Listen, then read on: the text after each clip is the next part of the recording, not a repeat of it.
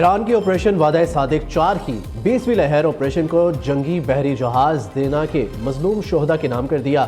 Operation को ए वफादारों को ताकत देने वाले का कोड दिया गया है। ईरान ने ऑपरेशन वादा सादिक 4 की 20वीं लहर में खलीजी ममालिक और इसराइल में अमरीकी और सेहूनी अफवाज के अड्डों को निशाना बनाया। ईरानी सूबे हमदान में इसराइली ड्रोन मार गिराया। इसराइल के शहर खरमशर में बैलिस्टिक मिसाइल भी दाग दिए। बैन गोरियान एयरपोर्ट को भी निशाना बनाया गया। जनूब मगरबी सरहद के करीब अमरीकी फौज का F-15 फाइटर जेट मार गिराने का दावा। ईरानी सलामती कौंसिल के सरबरा अली लारजानी का कहना है ईरान के अमरीकी अड्डों पर हमलों में अब तक 500 फौजी मारे जा चुके हैं। ईरान में रजीम चेंज की कोशिश की गई तो इसराइल की एटमी तंसीबात को निशाना बनाएंगे। ईरानी पासदाराना इंकलाब का दुबई में 100 अमरीकी फौजी मारने का दावा। मशरिक वस्ता में मारे गए अमरीकी फौजियों की तादाद 160 हो गई है। ईरान ने आबना हरमज में 10 ऑयल टैंकरों को निशाना बनाया। बहरीन में अमरीकी एयरबेस पर मिसाइलों और ड्रोन से हमले किए गए। इसराइल पर बैक वक्त 230 ड्रोन से मुख्तलिफ अहदाफ को निशाना बनाया गया। ईरान का शुमाली इराक में भी अमरीकी फौजी अड्डे पर हमला। कुर्द ग्रुपों के खिलाफ भी कार्रवाई की। ईरानी फौज का दावा है कि इसराइल और अमरीकी अड्डों को 40 मिसाइलों से निशाना बनाया गया। ताज़ा हमलों में 10 ड्रोन तबाह कर दिए।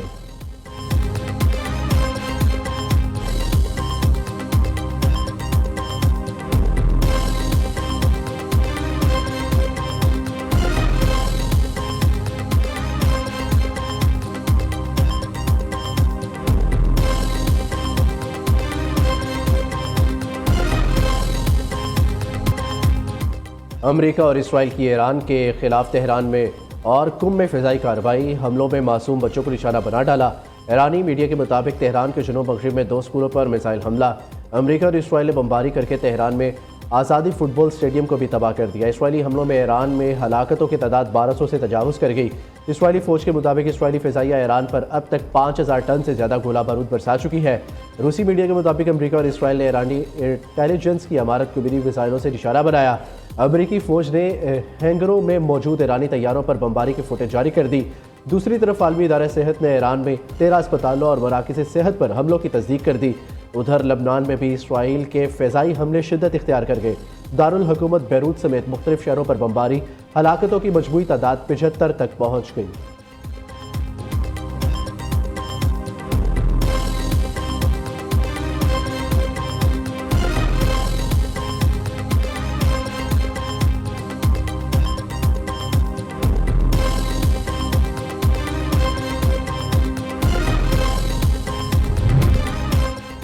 ईरान ने अमेरिका से अपने जंगी बहरी जहाज़ को हमला करके गर्क करने का बदला ले लिया।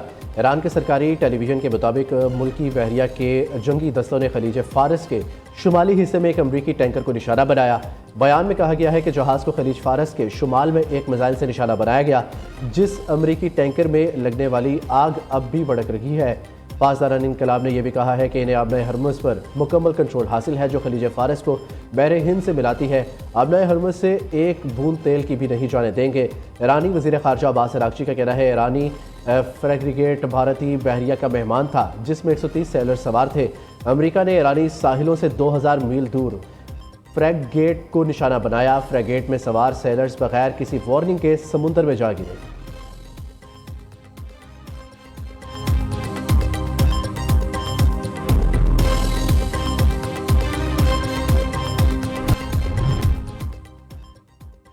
ईरान, अमेरिका और इसराइल की जंग खलीजी ममालिक के बाद यूरोप को भी लपेट में लेने लगी। बरतानिया ने अमेरिका को अपने अड्डे इस्तेमाल करने की इजाज़त दे दी।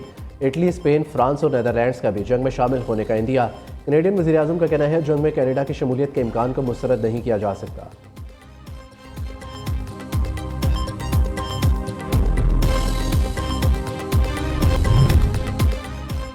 वज़ीर आज़म शहबाज शरीफ की ज़ेर सदारत ईरान से पाकिस्तानियों के इनखला और खलीजी ममालिक में मुकीम पाकिस्तानियों के हवाले से इजलास।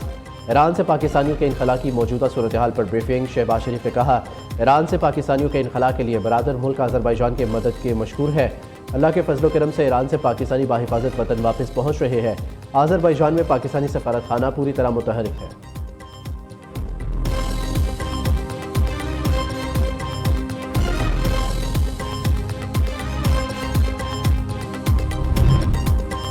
मशरिक़ वस्ता में कशीदा सूरत हाल। हुकूमत का पेट्रोलियम मसवाद की कीमतों का हफ्तावार जायजा लेने पर गौर। पेट्रोल और डीजल की कीमतें इंटरनेशनल मार्केट की मुसाबकत से एडजस्ट की जाएंगी।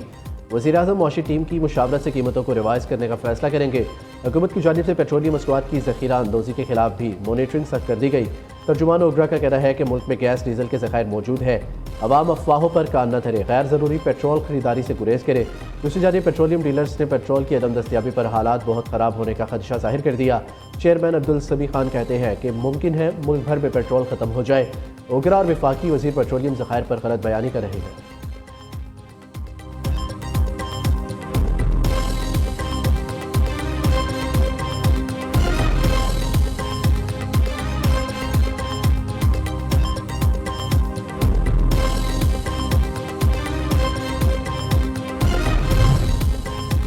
सेनेट के बाद कौमी असम्बली से भी नेशनल एहतसाब ब्यूरो तरमीमी बिल 2026 मंजूर कर लिया गया। ऐवान में शोर शराबा, बिल कायमा कमेटी को भेजने का मुतालबा। नायब वज़ीर आज़म इसहाक डार ने सेनेट में इज़हार ख्याल करते हुए कहा, बिल ऐवान से मंजूर हो चुका, कायमा कमेटी को कैसे भेज दें। बिल पर तनकीद करने वाले पीटीआई दौरे हुकूमत में चंद मिनटों में दर्जनों बिलों की मंजूरी क्यों भूल जाते हैं। नैब तरमीमी बिल हुकूमत नहीं, ये एक प्राइवेट मेंबर का निजी बिल है।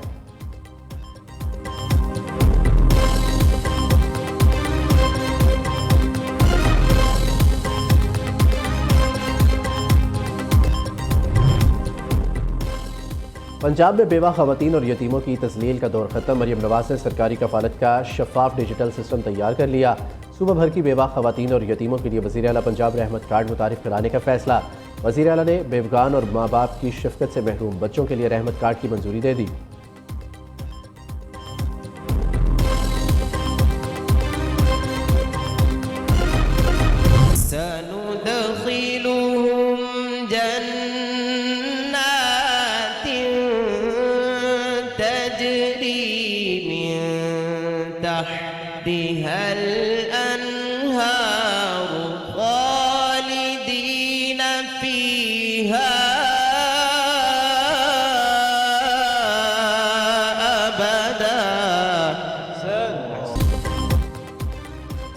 और पाकिस्तान के सबसे मुनफरिद और ईमान अफरोज़ प्रोग्राम में मुकाबलों का 15वां रोज़। लाहौर के कारी खुज़ाइमा शाकिर ने मुजफ्फरगढ़ के कारी मोहम्मद नदीम नईमी को शिकस्त देकर अगले मरहले के लिए क्वालिफाई कर लिया।